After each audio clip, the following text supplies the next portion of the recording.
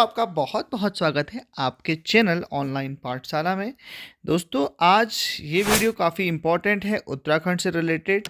यहाँ पर हम उत्तराखंड के राज्य जो प्रतीक चिन्ह हैं उनके बारे में डिस्कस करने वाले हैं, और जो कि हमारे विभिन्न एग्ज़ामों यूकेपीएससी या यूके ट्रिपल एससी और समूहों के अलग अलग एग्ज़ाम्स के लिए काफ़ी महत्वपूर्ण यह वीडियो होने वाली है। दोस्तों, वीडियो को अंत तक ज़रूर देखिएगा, क्योंकि यहाँ पर हमने उत्तराखंड के जो भी राज्य प्रतीक चिन्ह हैं उनको बहुत ही डिटेल में आपके सामने प्रस्तुत किया है।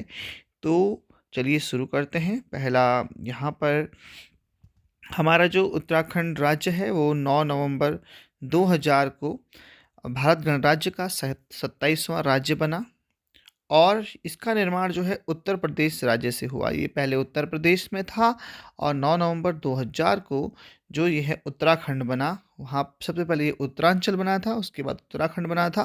लेकिन अभी हम ये बात करते हैं कि जो उत्तराखंड का जो ये राज्य है, यह क्योंकि ये उत्तरी राज्य है और यहाँ पर जो अधिकांश भाग ये है ये हिमालय की चोटियों से घिरा हुआ है और ग्लेशियरों से घिरा हुआ है। और उसके बाद यहाँ पर राज्य गठन के बाद 2001 में क्या हुआ, राज्य के जो चिन्ह हैं, विभिन्न चिन्ह हैं, उनका निर्धारण की घोषणा की गई। तो देखते हैं अब जो हमारे राज्य के प्रतीक चिन्ह हैं वो आप जानते ही हैं। राज्य का जो चिन्ह है वो है अशोक स्तंभ के नीचे जो है 3 पर्वत श्रृंखलाएं हैं, अभी हम देखेंगे वीडियो में आगे। और इसके नीचे जो है गंगा की 3 धाराएं हैं। उसके साथ साथ हम देखेंगे राज्य पशु कस्तूरी मृग को, राज्य भाषा हिंदी और संस्कृत को, राज्य पुष्प ब्रह्म कमल को, राज्य वृक्ष बुरांस को, और राज्य पक्षी मोनाल, राज्य वाद्य यंत्र ढोल, राज्य तितली सामान्य मोर, और राज्य गीत उत्तराखंड देवभूमि मातृभूमि। तो दोस्तों, ऐसे ही तो इनको जो है टॉपिक्स को हम बहुत ही डिटेल में पढ़ने वाले हैं, क्योंकि जो है एग्ज़ाम्स में क्वेश्चन इनके बीच से आते हैं, इनसे रिलेटेड आते हैं। तो सबसे पहले अगर हम बात करें तो बात करते हैं उत्तराखंड की राज्य चिन्ह की। तो यहाँ पर आपको चित्र में दिख रहा है, ये उत्तराखंड का राज्य चिन्ह है, जहाँ पर ये हिमालय की श्रृंखला को दिखाया गया है, और यहाँ पर ये गंगा नदी को दिखाया गया है। तो इस और यहाँ पर ये अशोक चिन्ह है जिस पे कि लिखा हुआ है सत्यमेव जयते। तो ये हमारा जो है स्टेट एम्बलम ऑफ उत्तराखंड है। डिटेल में देखते हैं इसके बारे में।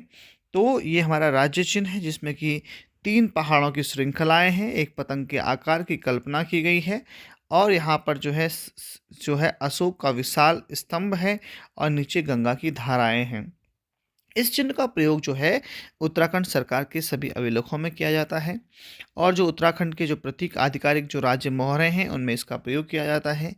इसके साथ साथ इसका जो प्रयोग है जो आधिकारिक पत्राचार होता है उसमें किया जाता है। और इसे 9 नवंबर 2000 जब राज्य की स्थापना हुई थी उस समय अपनाया गया था उत्तराखंड की जो नवगठित जो अंतरिम सरकार थी उसके द्वारा। तो ये हमारा राज्य चिन्ह के बारे में है। अब नेक्स्ट बात करते हैं उत्तराखंड राज्य की राजभाषा के बारे में। तो जब उत्तर प्रदेश से उत्तराखंड राज्य अलग हुआ तो उसकी जो आधिकारिक भाषा थी वह हिंदी थी, और उत्तराखंड की भी हिंदी ही है।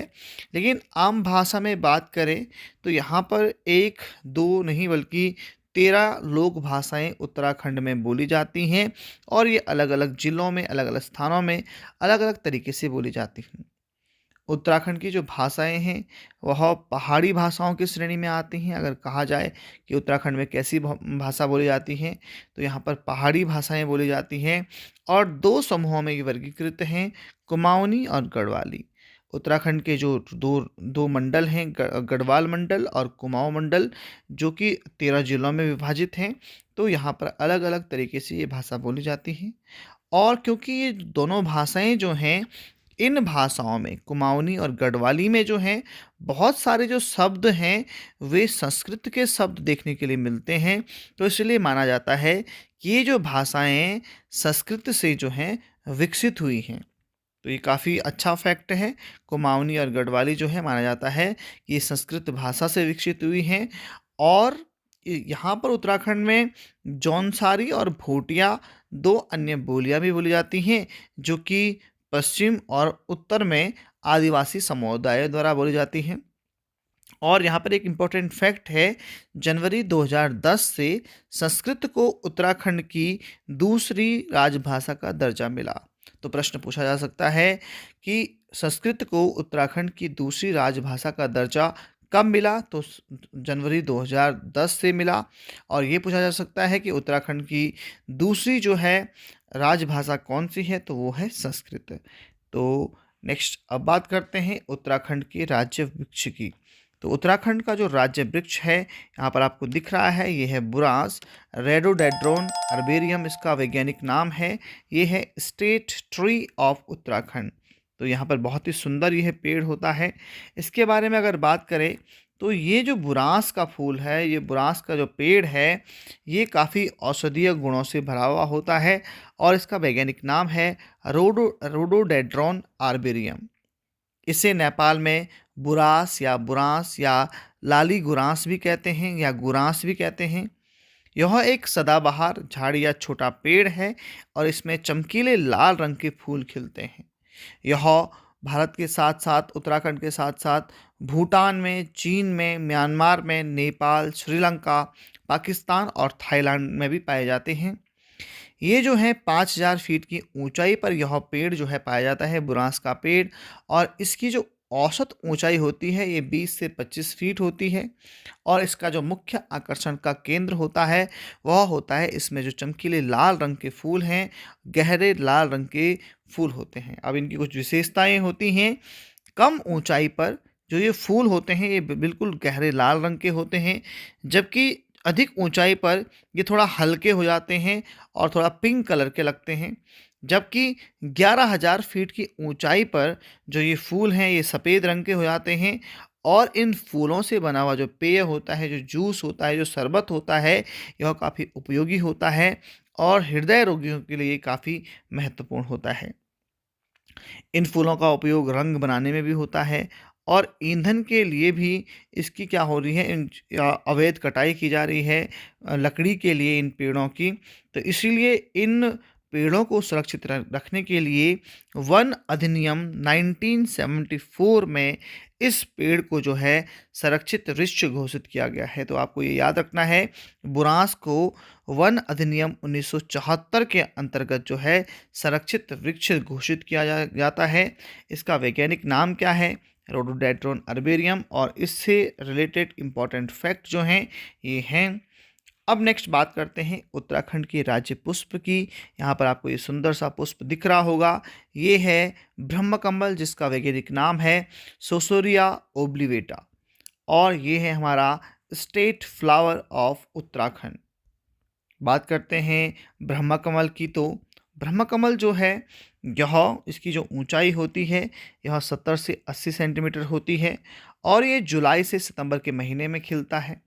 उत्तराखंड में जो है ब्रह्मकमल की 24 प्रजातियां हैं और पूरे विश्व में जो हैं ब्रह्मकमल की 410 प्रजातियां हैं।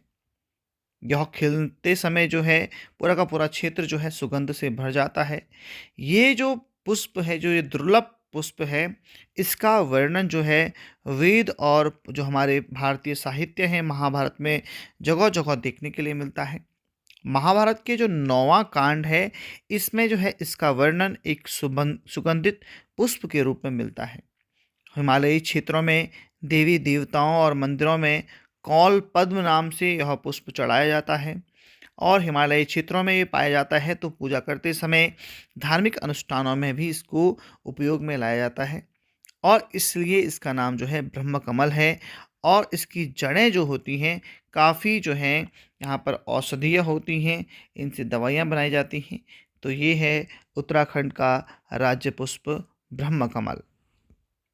नेक्स्ट बात करते हैं उत्तराखंड के राजकीय पक्षी की। तो उत्तराखंड का जो राजकीय पक्षी है वो है मोनाल लोफोफोरस इम्फिजिनस और ये है स्टेट बर्ड ऑफ उत्तराखंड। आपको ये स्टेट बर्ड हल्की हल्की मोर जैसी दिखाई दे रही होगी, बहुत ही सुंदर ये पक्षी होता है। इस पक्षी की बात करें तो वैज्ञानिक नाम है लोफोफोरस इम्फिजिनस और ये उत्तराखंड के साथ साथ असम के उत्तर पूर्वी पहाड़ियों में और उत्तराखंड के ऊंचे बर्फ से ढके हुए पहाड़ों में मिलता है। स्थानीय भाषा में इसे कहते हैं मन्याल या मान्यल, मोनाल भी इसे कहते हैं। जो इसमें नर और मादा पक्षी होते हैं। नर जो होते हैं ये नीले भूरे रंग के होते हैं और इनके सिर पर जो है मोर मुकुट होता है, जबकि जो मादा पक्षी होते हैं ये भूरे रंग के होते हैं। ये क्या क्या खाते हैं? ये जड़ें, फल, पौधे, फूल, बीज और कीड़े मकोड़ों को खाते हैं। मोनाल उन पक्षियों की श्रेणी में आते हैं जो विशेष रूप से ऐसे स्थानों पर रहते हैं जहाँ पर लोग कम दिखते हैं। तो इसलिए मोनाल जो है बहुत ही दुर्लभ पक्षी होता है और ये जो ऊपर बुग्यालों में ये देखने के लिए मिलता है, उत्तराखंड और अन्य स्थानों के बुग्यालों में। अब बात करते हैं उत्तराखंड के राजकीय पशु की, तो ये है कस्तूरी मृग। कस्तूरी मृग मस्क डियर ये है और ये है आपका स्टेट एनिमल ऑफ उत्तराखंड, आपको यहाँ पर दिख रहा है। अब बात करते हैं मस्क डियर की, तो ये हिमालयी क्षेत्र में पाया जाने वाला एक दुर्लभ जानवर है और इसकी जो कस्तूरी है इसके लिए काफ़ी फेमस है। इसका जो वैज्ञानिक नाम है ये है मास्कस क्राइस्टोगस्टर और इसे हिमालयन कस्तूरी मृग या कस्तूरी मृग भी कहते हैं। और प्राचीन काल में इसका उपयोग औषधीय प्रयोजनों के लिए और सुगंध के लिए किया जाता था और यह ऐसे क्षेत्रों में रहना पसंद करता है जहाँ पर मानवीय हस्तक्षेप थोड़ा कम होता है। इसकी नाभि में होता है एक कस्तूरी और यह जो है हजारों वर्षों तक 2 से 5,000 मीटर ऊंचे पर्वतों तथा बर्फ से ढकी हुई चोटियों पर निवास करते रहे हैं। और कस्तूरी की जो है यहाँ पर 4 प्रजातियाँ पाई जाती हैं। ये भूरे रंग की इनकी बॉडी होती है जिस पे काले और पीले रंग के धब्बे होते हैं। और यहाँ पर अगर पहचान की बात करें तो जो नर हिरन होता है, कस्तूरी मृग होता है, उसकी पूँछ जो होती है छोटी और गोलाकार होती है। इसके सींग नहीं होते और इसके जो जबड़े में पीछे की ओर मुड़े हुए 2 लंबे 2 दांत होते हैं जिनका उपयोग जो है ये अपनी आत्मरक्षा में करता है और जड़ी बूटियां और वनस्पतियों को खोदने के लिए करता है। इसके प्रत्येक पैर पर 4 छेद होते हैं, ये भी आपको याद रखना है। अब बात करते हैं उत्तराखंड के राजकीय तितली की, तो ये है कॉमन पिकॉक तितली, ठीक है। इसका पेपिलियो बियानौर जो है इसका नाम है, वैज्ञानिक नाम। ये है आपकी स्टेट बटरफ्लाई ऑफ उत्तराखंड, यहाँ पर आपको दिख रही है। बात करते हैं इसके बारे में, तो भारत में तितलियों की लगभग 13,100 प्रजातियां पाई जाती हैं, जिसमें से 500 प्रजातियां केवल उत्तराखंड में ही पाई जाती हैं। तो बहुत अच्छी बात है, पूरे भारत की जो है 500 प्रजातियां उत्तराखंड में पाई जाती हैं, इसलिए उत्तराखंड को तितलियों का घर भी कहा जाता है। उत्तराखंड में अपने राज्य प्रतीक के रूप में कॉमन पिकॉक को जो है चुना और इसको जो है 2015 में चुना गया है और उत्तराखंड भारत का दूसरा राज्य ऐसा बना जिसने कि अपनी एक राज्य तितली को बनाया, कॉमन पिकॉक को। इससे पहले 2015 में महाराष्ट्र ने अपने राज्य प्रतीक के रूप में ब्लू मॉर्मन यानी कि ब्लू मॉर्मन नामक एक तितली को चुना और ये जो है सरकार ने गढ़वाल क्षेत्र, देहरादून और कुमाऊं नैनीताल यहाँ पर तितली पार्क स्थापित किए हैं। 7 नवंबर 2016 को उस समय जो है हरीश रावत की अध्यक्षता में यहाँ पर एक वन्य जीव बोर्ड की बैठक में कॉमन पिकॉक को जो है राज्य की तितली के रूप में घोषित किया गया। इसका जो वैज्ञानिक नाम अभी हमने बताया पेपिलियो बियानौर होता है। कॉमन पिकॉक बटरफ्लाई का नाम इसमें जो है मोर जैसे दिखने के कारण होता है। पिकॉक यानी कि इसका जो है पंख जो है तो लगभग मोर की तरह दिखते हैं और भारत में यह उत्तराखंड के अलावा हिमाचल प्रदेश, उत्तर पूर्वी राज्यों में मिलते हैं। यह भारत के अलावा चीन, ऑस्ट्रेलिया और दक्षिणी हिमालयी क्षेत्रों में पाया जाता है और यह आम जो है लगभग जो ये तितली है ये 7,000 फीट से अधिक ऊंचाई पर पाई जाती है और इस तितली को जो है 1996 में सबसे अद्भुत तितली का लिम्का बुक ऑफ अवार्ड में इसका जो रिकॉर्ड्स हैं उसमें इनका नाम है 1996 से। अब बात करते हैं उत्तराखंड के राजकीय वाद्य यंत्र ढोल की। आप यहाँ पर देख पा रहे हैं ये ढोल है और ये दमाऊ इसके साथ बजाया जाता है। तो ये काफ़ी उत्तराखंड का ये राज्य वाद्य यंत्र है ढोल दमाऊं, और ये सबसे प्राचीन और लोकप्रिय संगीत वाद्य यंत्र है। इसके बिना जो है उत्तराखंड में जो विशिष्ट जो त्योहार होते हैं, जो शादी ब्याह होते हैं, ये नहीं होते हैं, मांगलिक कार्य नहीं होते हैं। इसलिए इस जो यंत्र है इसको मंगल यंत्र भी कहते हैं। पहले जो है इसका उपयोग युद्ध के मैदानों में सैनिकों के बीच में उत्साह बढ़ाने के लिए किया जाता था, और युद्ध के बाद जो है यह धीरे धीरे सामाजिक जीवन में ढोल दमाऊं ने प्रवेश किया, और ढोल को वर्ष 2015 में उत्तराखंड का वाद्य यंत्र घोषित किया गया। ढोल को प्रमुख वाद्य यंत्रों में शामिल किया जाता है, और यह जो है देवी देवताओं के आवाहन करने के लिए भी प्रयुक्त किया जाता है। उत्तराखंड में पांडव नृत्य, नाग नृत्य और इस प्रकार से बहुत सारे जो दैवीय कार्य होते हैं, इनमें देवताओं के आवाहन के लिए जो है इसी वाद्य यंत्र का इस्तेमाल किया जाता है। और गढ़वाल क्षेत्र में औजी, दास, ढोली जैसे विशिष्ट संगीत जाति समूह हैं, जो कि ढोल सागर और प्राचीन ग्रंथ के अनुसार विशेष अवसरों पर, हमने अभी बताया आपको, इन जो है वाद्य यंत्रों को, ढोल और दमाऊ को बजाते हैं। और इनको जो है यह अपने पूर्वजों से मौखिक रूप में ये जो हैं जानकारियाँ प्राप्त हुई हैं, और इस तरह से ये उत्तराखंड का राज्य वाद्य यंत्र है ढोल। अब बात करते हैं उत्तराखंड के राज्य गीत की, तो यह है उत्तराखंड देवभूमि मातृभूमि। इस तरह से इसकी कुछ लाइनें हैं। यह गीत लिखा गया हेमंत बिष्ट के द्वारा। तो इस टॉपिक से काफ़ी क्वेश्चंस पूछे जा सकते हैं, तो आपको इसको ध्यान रखना है। सबसे पहले उत्तराखंड का राज्य गीत क्या है, तो इसकी पहली लाइनें हैं उत्तराखंड देवभूमि मातृभूमि। यह किसके द्वारा लिखा गया, तो यह हेमंत बिष्ट के द्वारा लिखा गया। इसका जो है गायक जो है और संगीतकार कौन है, तो वो है नरेंद्र सिंह नेगी की जो है आवाज़ में यह गाना आपको मिल जाएगा। यह गाना त्रिभाषीय है। इसमें जो है पहले जो 7 छंद हैं वे जो हैं आपकी अलग अलग भाषाओं में हैं। पहले हिंदी में है, फिर 3 छंद जो हैं हिंदी में है, जबकि जो अंतिम 4 छंद हैं वो गढ़वाली और कुमाऊनी में हैं। 6 फरवरी 2016 को उत्तराखंड के मुख्यमंत्री हरीश रावत ने इसे जो है आधिकारिक तौर पर राज्य गीत के रूप में घोषित किया। और यह गीत किस बारे में है, क्यों इसे राज्य गीत घोषित किया गया, क्योंकि ये जो है उत्तराखंड के भूगोल, पारिस्थितिकी, जीव जंतुओं, वनस्पतियों, संस्कृति, त्योहारों, संगीत, भोजन, कला और लोगों के जीवन शैली के प्रतिबिंब के रूप में यह गीत तैयार किया गया है। आप भी यदि इस गीत को देखोगे तो यहाँ पर इस पर ये पूरा का पूरा गीत हमने बताया है आपको। तो इस गीत को अगर आप गौर से देखते हैं तो यहाँ पर उत्तराखंड की आपको काफ़ी झलक देखने के लिए मिलती है। तो आप इस गीत को आराम से स्क्रीनशॉट करके देख सकते हैं। अब बात करते हैं आगे उत्तराखंड के राज्य खेल की, तो यह है फुटबॉल। उत्तराखंड का राज्य खेल है फुटबॉल। भाजपा शासनकाल में खेल विभाग के द्वारा 2011 में इसको राज्य खेल का दर्जा मिला, और उत्तराखंड में जो है अभी यह खेल काफ़ी लोकप्रिय भी हो गया है, और राष्ट्रीय और अंतर्राष्ट्रीय खिलाड़ी यहाँ पर जो हैं खेलते हैं और उनको प्रोत्साहन मिलता है। तो उत्तराखंड का यहाँ पर प्रबंधन उत्तराखंड राज्य फुटबॉल एसोसिएशन भी है, यूनाइटेड उत्तराखंड, और इस तरह से जो है टीमें संतोष ट्रॉफी और सीनियर महिला राष्ट्रीय फुटबॉल चैंपियनशिप आदि प्रतियोगिताओं में भाग ले चुके हैं। और उत्तराखंड प्रोत्साहित कर रहा है अपने युवाओं को फुटबॉल के प्रति। तो काफ़ी अच्छा है, उत्तराखंड का राज्य खेल है फुटबॉल।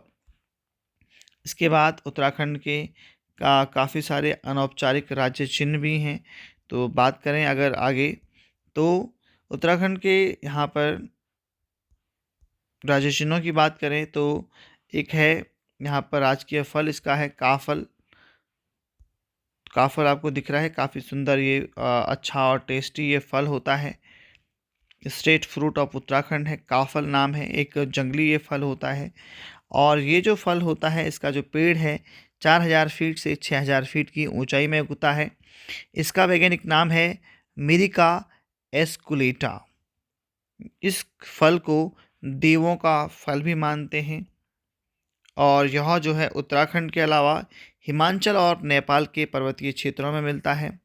मार्च के महीने में काफल के पेड़ पर फल आना शुरू होते हैं और अप्रैल महीने की शुरुआत तक ये लाल रंग के हो जाते हैं और मई जून में इस फल को आप खा सकते हैं।